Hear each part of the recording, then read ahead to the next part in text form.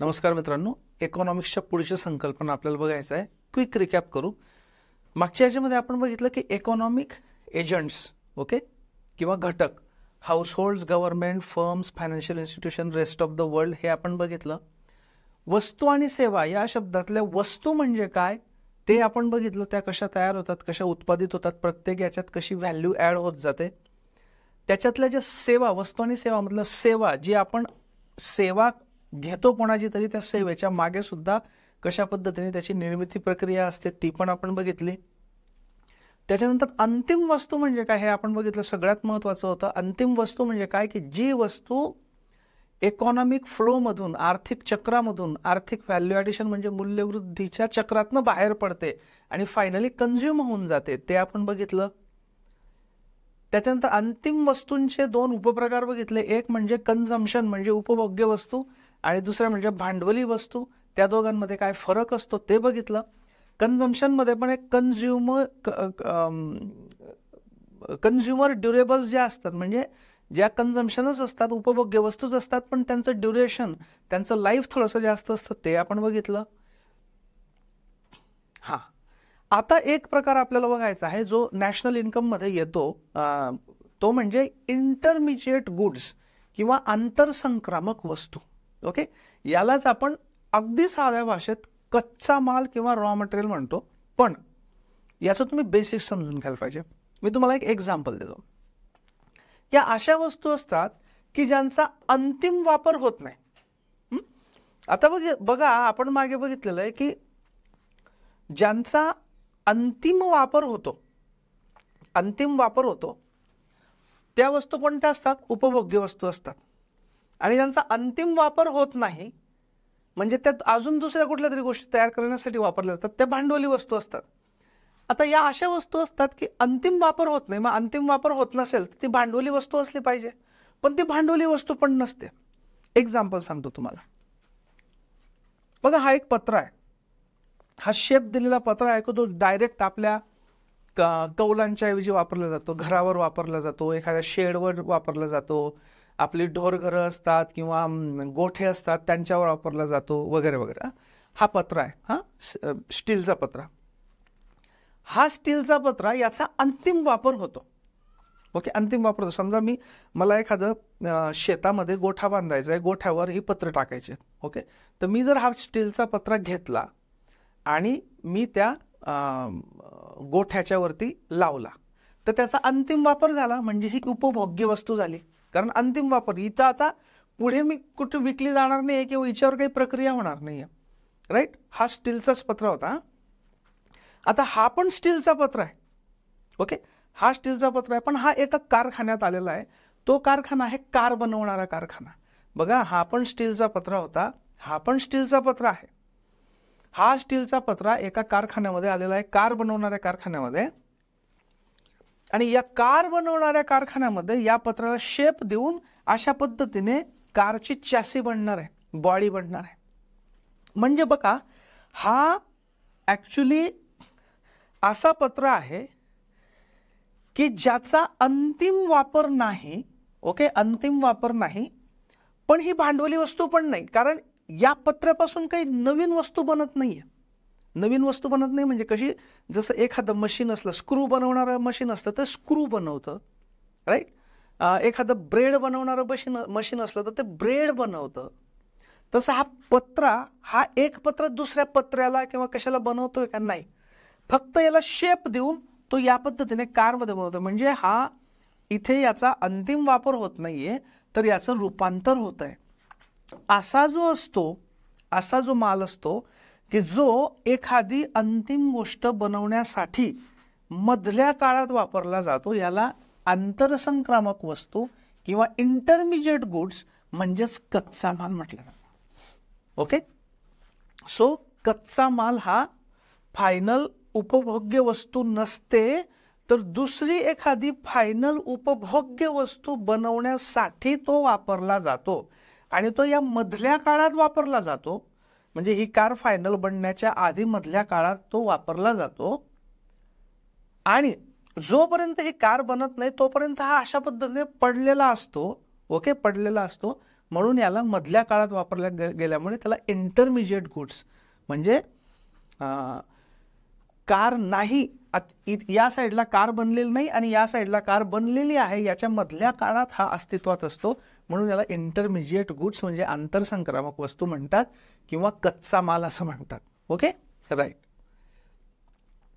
हा, आता इथे सगळ्यात महत्वाची संकल्पना आपण बघणार आहोत आणि ही संकल्पना इतकी महत्वाची आहे की याच्यानेच तुम्हाला व्हॅल्यू ॲडेड टॅक्स पण कळणार आहे, याच्यानेच तुम्हाला राष्ट्रीय उत्पन्न मोजताना अंतिम वस्तूच का मोजली जाते हे पण कळणार आहे, याच्यावरूनच तुम्हाला वस्तू व सेवा कर सुद्धा कळणार आहे. त्याच्यामुळे this is very very important concept, ती आपण बघूयात. बघा, ही ताई आहे शेतामध्ये, या ताईने हा गहू बनवलेला आहे. म्हणजे गहू बनवला म्हटलं गव्हाचं उत्पादन घेतलेलं आहे. ओके, हे गव्हाचं उत्पादन घेतल्यानंतर तो फ्लोअर मिलला म्हणजे जी मोठ्या गिरण्या असतात पीठ तयार करणाऱ्या, त्याला विकला गेला हा गहू. इथे त्याचं पीठ तयार झालं, हे पीठ बेकरीला विकलं गेलं, बेकरीमध्ये याचे पाव तयार झाले, ब्रेड तयार झाले आणि हे ब्रेड नंतर या दुकानामध्ये आले, किराणा दुकानामध्ये, आणि या किराणा दुकानामध्ये लास्टला समजा मी इथे ब्रेड विकत घेतला. ओके, समजा या ताईने स्वतःच गव्हाचं उत्पादन घेतलेलं आहे, कुठलेही मजूर लावलेलं नाही, बियाणं पण त्यांचंच होतं वगैरे वगैरे, आणि त्या ताईने साधारणतः 100 रुपये एवढ्या किमतीचा गहू, म्हणजे ज्याची किंमत बाजारात 100 रुपये आहे, एवढा गहू पिकवला.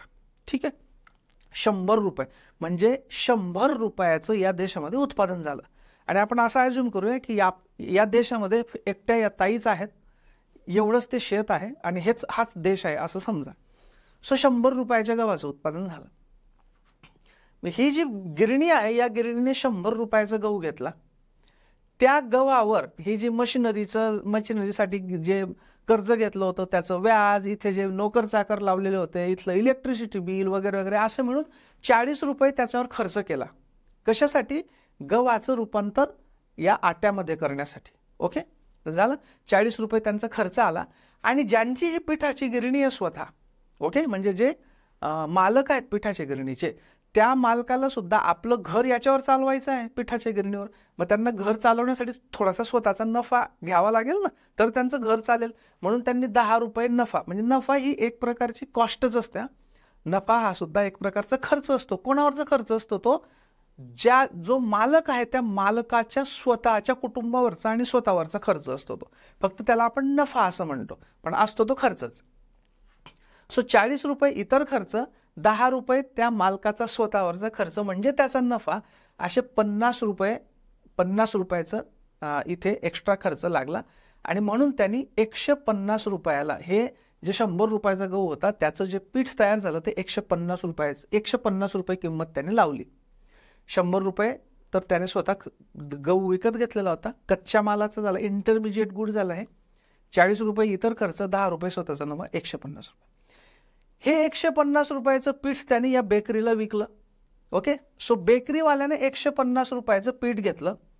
पुन्हा या मशीनसाठी घेतलेल्या कर्जावरचं व्याज, इथले नोकर चाकर, इलेक्ट्रिसिटी बिल, अमुक डमुक, असा 40 रुपये खर्च झाला.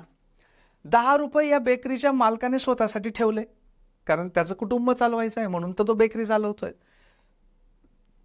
असा मिळून एक्स्ट्रा 50 रुपये खर्च झाला. मग 150 अधिक हे 50 असे 200 रुपये त्याने याची किंमत ठेवली. याच्यातनं जे पाव तयार झाले, ब्रेड तयार झाले त्याची.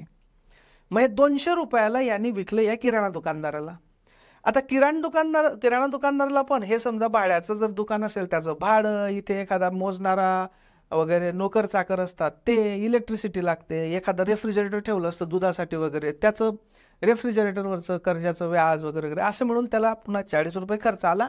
आणि त्याला स्वतःचं कुटुंब चालवायचं आहे म्हणून त्याने स्वतःचा नफा म्हणजेच स्वतःवरचा खर्च ॲड केला, असे 50 रुपये. फायनली 250 रुपया किंमत त्याने ठेवली. हे जे 100 रुपयाचा गहू होता, 250 रुपयाचे त्याचे पाव इथे फायनली दुकानामध्ये आले आणि मी 250 रुपयाला हा पावाची लादी विकत घेतले. ओके, किती रुपयाला? 250 रुपये. ओके, आता समजा आता देश संपला. इथे हा एवढाच देश होता, एकच व्यक्ती होती, हे एवढेच दुकानं वगैरे होती, विषय संपला. आता या देशामध्ये एकूण उत्पादन किती, आणि वर्षभरामध्ये एवढंच उत्पादन झालं. ओके, तर एकूण उत्पादन किती झालं देशामध्ये? तर मी असं म्हणेल 100 रुपये गव्हाचं उत्पादन झालं, सो हे 100 रुपये. 150 रुपये कशाचं उत्पादन झालं, या पिठाचं, म्हणजे ते 150 रुपये. त्याच्यानंतर 200 रुपयाचे ब्रेड तयार झाले बेकरीमधले, ते 200 रुपये. ओके. आणि या दुकानामध्ये आणखी 250 रुपयाचा ब्रेड विकला गेला, म्हणजे ते 250 रुपये. सो 100 अधिक 150 अधिक 200 अधिक 250, टोटल 700 रुपयांचं उत्पादन आपल्या देशामध्ये झालं असं मी म्हणेल. पण हे बरोबर नाही. याचं कारण म्हणजे जे मी 150 मोजतोय बघा, हे 150 मध्ये बघा, इथे मी जे ब्रॅकेट केलेले ते 100 रुपये, हा 100 रुपयाचा गहू इथे ऑलरेडी मोजला गेलेला आहे, बरोबर. हा 100 रुपये, या 150 रुपयामध्ये 100 रुपयाचा गहू होता, तो ऑलरेडी इथे मोजलेला आहे. म्हणजे हे 100 रुपये मायनस झाले पाहिजेत, म्हणून हे 100 रुपये मी इथनं मायनस केले. कारण इथे पण मोजले आणि इथे पण मोजले तर ते डबल मोजले जातील, म्हणून मी 100 रुपये मायनस केले. म्हणजे इथे या पिठाच्या गिरणीमध्ये 50 रुपयाचं उत्पादन झालं. याला व्हॅल्यू ॲडिशन म्हणतात. म्हणजे हे 100 रुपयाचं गहू तर इथे पण होता, इथे पण होता, याने काय ॲड केलं त्याच्यामध्ये, पिठाची गिरणी वगैरे घेऊन त्याचं पीठ तयार केलं, याच्यामध्ये एकूण 50 रुपयाची त्या किमतीत ॲडिशन झाली. म्हणजे 50 रुपयाचं व्हॅल्यू ॲडिशन झाली, 50 रुपयाचं मूल्यवर्धन झालं. या ठिकाणी 50 रुपयाचं एक्स्ट्रा उत्पन्न झालं, उत्पादन झालं. सो इथे फक्त आपण हे तर 100चे 100च घेतले, कारण इथे सुरुवातच होती, राईट. त्यामुळे हे 100 आले, इथे फक्त 50 आले. आता हे जे 200 होते बघा, या 200 मध्ये हे जे 150 होते वरचे, हे 150 इथे परत आलेले आहेत. म्हणजे हे 150 जर मोजले तर 150 2 वेळा मोजले जातील. पुन्हा या 150 मध्ये खरं बघायला गेलं तर हे 150 म्हणजे काय आहेत माहितीये का, इथले 100 आहेत आणि इथले 50 आहेत, बरोबर. म्हणजे 150 जर पुन्हा इथे घेतले तर इथले 100चं पण डबल काउंटिंग होईल आणि इथल्या 50चं डबल काउंटिंग होईल. म्हणजे हे 150 रुपयाचं डबल काउंटिंग व्हायचं नसेल तर 150 रुपये मायनस केले पाहिजेत आपण. म्हणजे 200 जी इथे किंमत होती, 200तनं 150 मायनस केले तर 50. म्हणजे या बेकरीमध्ये किती रुपयाची व्हॅल्यू ॲडिशन झाली, 50 रुपयाची. किंवा या बेकरीमध्ये इन्क्रिमेंटल प्रोडक्शन, तेवढं त्या पायरीचं प्रोडक्शन किती झालं, 50 रुपये. म्हणून इथे फक्त 50 रुपये झाले पाहिजेत. ओके. आता इथे जे मी 250 घेतले, इथे 250 मध्ये हे 200 आहेत, पण हे 200 इथलेच आहेत. म्हणजे खरं बघायला गेलं तर या 200 मध्ये काय काय माहिती आहे, हे पहिले 100 रुपये आहेत, त्याच्यानंतर इथले हे 50 रुपये आहेत आणि हे इथले 50 रुपये आहेत. त्याच्यामुळे इथे जर हे 200 परत मोजले तर हे 100 डबल मोजले जातील, हे 50 पण डबल मोजले जातील, हे 50 पण डबल मोजले जातील. म्हणजे हे याच्यातले 200 रुपये 100 अधिक 50 हे इथनं मायनस केले पाहिजेत. मग 250 मायनस 200 किती, 50 रुपये. म्हणजे इथे किराणा दुकानाच्या इथे फक्त किती ॲडिशन झाली, 50 रुपये. किराणा दुकानाच्या इथे खऱ्या अर्थाने इकॉनॉमीमध्ये किती उत्पादन झालं एक्स्ट्रा इन्क्रिमेंटल, 50 रुपये. म्हणजे इथे 50च रुपये पाहिजेत. ओके. म्हणजे खऱ्या अर्थाने या देशामध्ये कितीचं उत्पादन झालं तर मूळ गहू 100 रुपये, पिठाच्या गिरणीने ॲडिशन केली 50 रुपये व्हॅल्यू ॲडिशन, बेकरीने व्हॅल्यू ॲडिशन केली 50 रुपये, किराणा दुकानदाराने व्हॅल्यू ॲडिशन केली 50 रुपये. 100 अधिक 50 अधिक 50 अधिक 50 बरोबर 250. म्हणजे उत्पादन किती झालं खऱ्या अर्थाने बघितलं तर 250 रुपयाचं. आणि तुम्ही बघा हे 250 आणि हे 250 मॅच करतात. हे 250 काय आहे, हे 250 म्हणजे अंतिम वस्तू आहे. कारण हा पाव फायनली खाल्ला जाणार आहे. मी इथे विकत घ्यायला आलोय, मी खाऊन टाकणार आहे या पावाला. हा पाव आता इकॉनॉमिक सायकलमधनं बाहेर पडणार आहे. आपल्याला माहिती आहे अंतिम वस्तू कोणती असते की जी इकॉनॉमिक सायकलमधनं बाहेर पडते. कन्झ्युम म्हणजे उपभोग घेतला जातो तिला. मग ती पाव ही इथली अंतिम वस्तू आहे. तिचं 250 मोजला, तिची किंमत किती, 250. म्हणजे जर आपण अंतिम वस्तूची फक्त किंमत जर घेतली 250 रुपये तर बरोबर आपल्याला खरं उत्पादन मिळतं त्या देशामधलं. This is the beauty of economy. लक्षात तुमच्या. म्हणून अंतिम वस्तू का म्हणतो वारंवार नॅशनल इन्कम मध्ये, याचं कारण म्हणजे अंतिम वस्तू जर आपण मोजली फक्त, तर आपल्याला बरोबर रिपिटेशन गाळलं जातं आणि एक्झॅक्ट किती प्रोडक्शन मिळालं ते आपल्याला मिळतं. आणि म्हणून राष्ट्रीय उत्पन्न पुढे ज्यावेळी आपण बघू, राष्ट्रीय उत्पन्न मोजताना नेहमी एका देशांतर्गत सीमांच्या आत एका वर्षात उत्पादित झालेल्या अंतिम वस्तूंची बेरीज म्हणतात, तो अंतिम शब्द याच्यामुळे येतो. आणि या प्रत्येक ठिकाणी हे जे 50 रुपये आहेत ना, याला म्हटलं जातं व्हॅल्यू ॲडेड. याला म्हणतात व्हॅल्यू ॲडिशन. ओके, सो हे तुम्ही पक्क लक्षात ठेवा, ही कन्सेप्ट. ओके, आणि या व्हॅल्यू ॲडेड, जेवढी व्हॅल्यू ॲड झाली त्याच्यावर जर टॅक्स लावला फक्त, तर त्याला म्हणतात व्हॅल्यू ॲडेड टॅक्स. म्हणजे समजा या 100 रुपयावर टॅक्स लावलाय, ओके, इथे जर 150 रुपयावर टॅक्स लावला तर काय होईल की या 100 रुपयावर आणि 50 रुपये, या 150 म्हणजे 100 इथले अधिक 50 इथले आहेत, बरोबर. समजा या 100 वर ऑलरेडी 10 रुपये टॅक्स घेतला असेल आणि इथे पुन्हा 150 वर टॅक्स घेतला, तर काय होईल, 100 वर डबल टॅक्स घेतला जाईल. इथे बी घेतला होता आणि इथे पण घेतायत. म्हणून तसं न करता फक्त 50 वर टॅक्स घेतला जातो. म्हणजे फक्त जेवढी व्हॅल्यू ॲड झाली त्याच्यावर टॅक्स घेतला जातो. अशाला टॅक्सला व्हॅल्यू ॲडेड टॅक्स म्हणतात. ओके, सो ही कन्सेप्ट तुम्हाला जर कळली तर तुम्हाला पुढच्या अनेक कन्सेप्ट परफेक्टली कळतील. Okay, right. आता उत्पादन मोजण्याचं एक काय वापरलं जातं, करन्सी वापरलं जातं, रुपये वापरलं जातं. कारण काय, समजा स्टील शीटचं उत्पादन आहे तर ते टनमध्ये मोजलं जाईल, गव्हाचं उत्पादन क्विंटलमध्ये मोजलं जाईल, दुसरं कुठलं आहे पावांचं उत्पादन, ब्रेडचं उत्पादन लाद्यांमध्ये मोजलं जाईल, तर आपण कन्फ्युजन होऊन जाऊ. म्हणून सगळ्यांना रुपयाच्या याच्यात हे केलं जातं, जेणेकरून एक कॉमन युनिट असावं म्हणून रुपयामध्ये. उत्पादन मोजण्याचा कालावधी 1 आर्थिक वर्ष घेतला जातो, म्हणजे सामान्यतः 1 एप्रिल ते 31 मार्च पुढच्या वर्षीचा. राईट. नाव एक इंटरेस्टिंग कन्सेप्ट, ती म्हणजे घसारा. ज्यावेळी तुम्ही GDP वरनं पुढे NDP, NNP, GNP या डिराईव्ह करू, त्यावेळी तुम्ही कुठेतरी घसारा वजा केला तर असा येईल. घसारा याला इंग्लिशमध्ये म्हणतात डेप्रिसिएशन.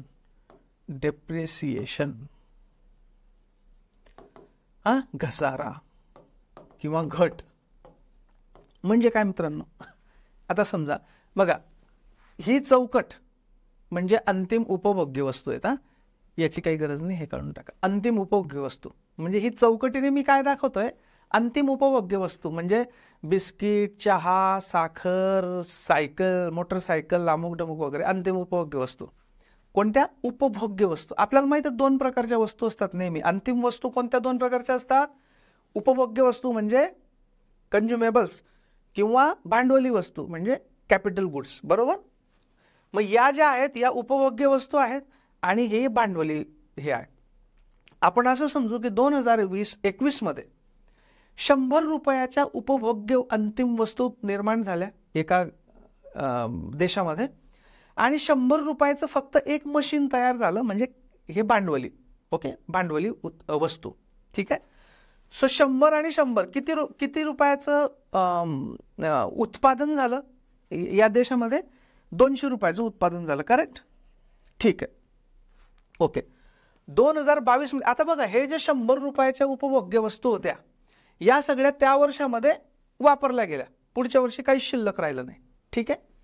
पुढच्या वर्षी पुन्हा 100 रुपयाच्या नवीन उपभोग्य वस्तू तयार झाल्या. हे जे मशीन होतं, हे मशीन जसंच्या तसं होतं, ते जसंच तसं राहिलं. ओके, ठीक आहे. म्हणजे ते 100 रुपयाचं जसंच तसं राहायचं. 2023 मध्ये आता या सगळ्या वस्तू 2022 मध्ये वापरल्या गेल्या, नष्ट झाल्या. 2023 मध्ये पुन्हा 100 रुपयाच्या उपभोग्य वस्तू तयार झाल्या. हे मशीन जसंच तसं राहिलं. ओके, सो बघा, पहिल्या वर्षी होते 200, दुसऱ्या वर्षी हे मशीन या वर्षात तयार झालं नव्हतं ना, याच वर्षात तयार झालं होतं. त्यामुळे हे तर मोजायची गरजच नाही. या वर्षी फक्त हे 100 रुपये तयार झाले, बरोबर, या उपभोग्य वस्तू. आणि हे मशीन मागचंच होतं, त्यामुळे हे या वर्षात नाही तयार झालं. या वर्षामध्ये 2023 मध्ये या 100 रुपयाच्या उपभोग्य वस्तू तयार झाल्या. हे मशीन जसंच तसंच होतं, त्याच्यामुळे याचं काही काउंटच करायचं नाही. पुन्हा 100 रुपये म्हणजे यावर्षीचं उत्पादन 100 रुपये. 2024 मध्ये काय झालं, आता या 23 मध्ये या वस्तू वापरल्या गेल्या, 24 मध्ये पुन्हा 100 रुपयाच्या उपभोग्य वस्तू तयार झाल्या आणि हे जे मशीन होतं, हे मशीन पूर्णतः याचं लाईफ संपलं. हे मशीन बघा, हे मशीन समजा असं समजू आपण की हे मशीन स्क्रू तयार करण्यासाठी वापरलं जात होतं. हे स्क्रू तयार करत होतं, स्क्रू तयार करत होतं, स्क्रू तयार करत होतं, स्क्रू तयार करत होतं. ओके, इथे या मशीनचं लाईफ संपलं आणि हे मशीन आता डिस्कार्ड करावं लागणार आहे, फेकून द्यावं लागणार आहे. सो हे मशीन फेकून दिलं. ओके, म्हणजे 100 रुपये मायनस होऊन गेले याच्यातले. ओके, आता एक लक्षात घ्या, आता या 100 रुपयाच्या मशीनच्या जागेवर आपल्याला नवीन 100 रुपयाचं मशीन तयार करावं लागेल. बरोबर, समजा ते नवीन मशीन आपण तयार केलं तर मग काय झालं, 2024 मध्ये 100 रुपयाच्या उपभोग्य वस्तू तर तयार झाल्या आणि 100 रुपयाचं एक मशीन पण तयार झालं, म्हणजे टोटल 200 रुपये तयार झाले. राईट, आता याच्यामध्ये एक प्रॉब्लेम आहे. प्रॉब्लेम असा आहे, हे उपभोग्य वस्तूंचा काही प्रॉब्लेम नाही, कारण त्या तयार होतात, पूर्ण वापरल्या जातात आणि संपून जातात. पण हे जे मशीन होतं, हे मशीन या वर्षात जसंच तसं होतं, या वर्षात जसेच तसं होतं, या वर्षात जसे तसं होतं, या वर्षात हे पूर्ण वापरलं गेलं आणि पूर्ण वापरलं जाऊन हे खराब झालं बेसिकली. पण एक लक्षात घ्या, ज्यावेळी आपण एखाद्या मशीनचं लाईफ संपतं आणि ते फेकून दिलं जातं, ते असं एकाच वर्षात संपून जातं का त्याचं आयुष्य? समजा आपल्या घरात सायकल असते, राईट, सायकल समजा 10 वर्षापूर्वी मी घेतली होती, 10 वर्ष तिला मी वापरली आणि आता या वर्षी तिची अशी परिस्थिती झाली की तिला आता वापरताच येणार नाही, म्हणून आपण ती सायकल भंगारमध्ये देतो. म्हणजे ती 10 वर्षापूर्वी घेतलेली सायकल आजच भंगारमध्ये गेली का? आजच ती निरुपयोगी झाली का? नाही. 10 वर्षापूर्वी जेव्हापासून आपण घेतली होती ती दरवर्षी थोडी थोडी थोडी थोडी थोडी थोडी खराब होत होती. आपण आधीमध्ये तिचं रिपेअर करत होतो, तिला आपण ऑइलिंग करत होतो, ओव्हरऑलिंग करत होतो, वगैरे वगैरे, पंचर काढत होतो, कधी 1-2 पार्ट्स बदलत होतो. पण ती हळूहळू हळूहळू हळूहळू ती खराब होत गेली आणि 10 वर्षात ती पूर्ण खराब झाली की आता ती चालूच शकत नाही, तिचं रिपेअर पण होऊ शकत नाही, तिला आता भंगारमध्येच द्यावी लागेल किंवा बाजूला ठेवून द्यावी लागेल आणि नवीन सायकल घ्यावी लागेल. म्हणजे याचा अर्थ की ती सायकल 10 वर्षापासून दरवर्षी थोडी थोडी खराब होत होती. म्हणजे दरवर्षी तिचा थोडा थोडा घसारा होत होता. घसारा म्हणजे काय बघा, एखादी गोष्ट तुम्ही जर घेतली आणि तिला घासली तर जशी जशी आपण ती घासत जातो ना तशी तशी ती कमी होत जाते. एखादा दगड, थोडासा ठिसूळ दगड जर घेतला आणि त्याला आपण घासत बसलो ना तर त्याचा घसारा होतो. म्हणजे काय, हळूहळू हळूहळू त्या दगडाचा आकार कमी होत जातो आणि नंतर जवळजवळ तो आकार इतकुसा राहतो, फायनल त्याला हे केलं की त्याचा चुरा होऊन संपून जातो तो. याला म्हणतात घसारा. तर त्या सायकलचा 10 वर्ष थोडा थोडा घसारा होत होता. त्याच पद्धतीने हे मशीन अचानक या दिवशी निरुपयोगी नाही झालं, हे दरवर्षी याचा थोडा थोडा घसारा होत होता. बरं, किती वर्षात झाला मग टोटल घसारा? आता हे होतं 100 रुपयाचं, बरोबर. मशीन किती रुपयाचं होतं स्टार्टिंगला? 100 रुपयाचं. 4 वर्षात आता इथे याला फेकलं आणि याला भंगारला काहीच मिळालं नाही असं समजू आपण. म्हणजे इथे त्याची व्हॅल्यू किती झाली? 0 झाली. स्टार्टिंगला किती होती? 100 होती. म्हणजे 2021 मध्ये जे 100 रुपयाचं होतं हळूहळू ते कमी होत होत 2024 मध्ये ते 0 रुपयाचं झालं. पण अचानक 0 रुपयाचं नाही झालं, ते हळूहळू कमी होत गेलं. मग आपण सोयीसाठी असं करतो की ते जितकं कमी झालं त्याला तेवढ्या वर्षांमध्ये इक्वली समान रीतीने डिवाइड करतो. आता हे 4 वर्षांमध्ये 0 झालं ना, म्हणजे प्रत्येक वर्षी 100 रुपये हे 4 वर्षात 0 व्हायचे असतील तर प्रत्येक वर्षी किती मायनस करावे लागतील? 25. बरोबर. म्हणजे या वर्षी 25 रुपयाचा घसारा झाला. म्हणजे किती रुपयाचं उरलं हे मशीन? 75 रुपयाचं उरलं. समजा हे वर्षाच्या सुरुवातीलाच बनवलं होतं तर या वर्षात 100 रुपयाचं ओरिजिनल याचे ब्रँड न्यू जे होतं ते 100 रुपयाचं होतं, 25 रुपयाचा घसारा झाला असं समजू आपण. कारण बघा 4 वर्ष ना, सो 100 रुपयाला आपल्याला 4 वर्षात डिवाइड करायचं, म्हणजे 100 भागिले 4 बरोबर 25. सो या वर्षी असं आपण समजू शकतो की हे 25 रुपया इतका याचा घसारा होऊन गेला. म्हणजे हे आता 75 रुपयाचंच उरलं. म्हणजे इथे येताना ते 75 रुपयाचं धरलं पाहिजे फक्त. या वर्षामध्ये त्याचा आणखी 25 रुपये इतका घसारा झाला म्हणजे 25 मायनस म्हणजे या वर्षाच्या शेवटी ते उरलं 50 रुपये इतक्याच लायकीचं. म्हणजे पुढे किती आलं? 50 रुपयाचं आलं या वर्षामध्ये. हे या वर्षी पुन्हा 25 रुपये इतक्याचा घसारा झाला त्याचा. म्हणजे ते आता किती उरलं? फक्त 25 रुपयाचं उरलं. म्हणजे या वर्षामध्ये हे 25 रुपयाचं घेऊन जावं लागेल.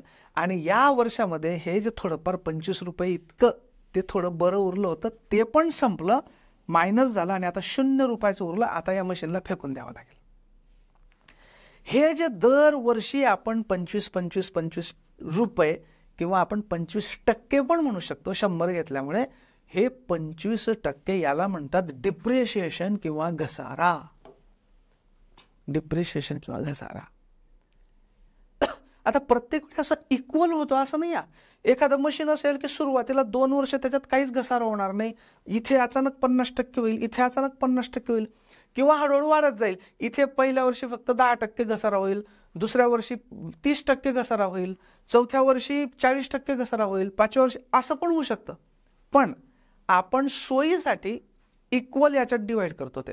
म्हणजे समजा एखादी वस्तू 100 रुपयाची असेल आणि तिचं लाईफ 10 वर्ष एवढं असेल, एखादी वस्तू 100 रुपयाची असेल आणि तिचं आयुष्य 10 वर्ष असेल, तर आपण असं गृहीत धरतो की दरवर्षी ही 10 रुपयाने म्हणजेच 10% घसारा पावते आहे. म्हणजे तिचं डिप्रिशिएशन, तिचं घसारा दरवर्षी 10%चा आहे. ओके. समजा एखाद्या वस्तूचं लाईफ 20 वर्ष आहे, 20 इयर्स आहे, तर तिचा दरवर्षी किती घसारा म्हणू आपण? जर 100 रुपयाची धरली आपण, इन एनिवेज टक्केवारीसाठी आपण 100च धरतो, तर 20 वर्षात तिचं आयुष्य जर 20 वर्ष असेल, म्हणजे ती 20 वर्षानंतर पूर्ण खराब होणार असेल, तर ती दरवर्षी किती होईल? 100 भागिले 20 म्हणजे 5% घसारा मानला जाईल. एखाद्या वस्तूचं आयुष्य 50 वर्ष असेल, तर तिचा दरवर्षीचा घसारा किती होईल? म्हणजे 100 भागिले 50 म्हणजे 2%. दरवर्षी ती 2% घसारा होईल, म्हणजे 50व्या वर्षी ती पूर्ण संपेल. एखाद्या वस्तूचं आयुष्य जर 100 वर्ष असेल, तर दरवर्षी किती? 100 भागिले 100 म्हणजे 1% घसारा होईल. म्हणजे दरवर्षी 1%, दुसऱ्या वर्षी 2%, तिसऱ्या वर्षी 3%, असं करत 100व्या वर्षी 100% घसारा झाला आणि ती वस्तू संपली. याला म्हणतात घसारा किंवा डिप्रिशिएशन. ओके. ही कन्सेप्ट सुद्धा तुम्हाला अत्यंत क्लिअर माहीत असली पाहिजे. राईट. ओके. सो मित्रांनो, आत्ता आपण टोटली रेडी आहोत नॅशनल इन्कम म्हणजे GDP, GNP, NNP, NDP यांच्या डेफिनेशन बघण्यासाठी. बेसिक सगळ्या कन्सेप्ट तुमच्या क्लिअर आहेत. ओके. सो पुढच्या व्हिडिओमध्ये आपण ॲक्च्युअली कशा पद्धतीने राष्ट्रीय उत्पन्न मोजलं जातं ते बघू. Right. Thank you very much.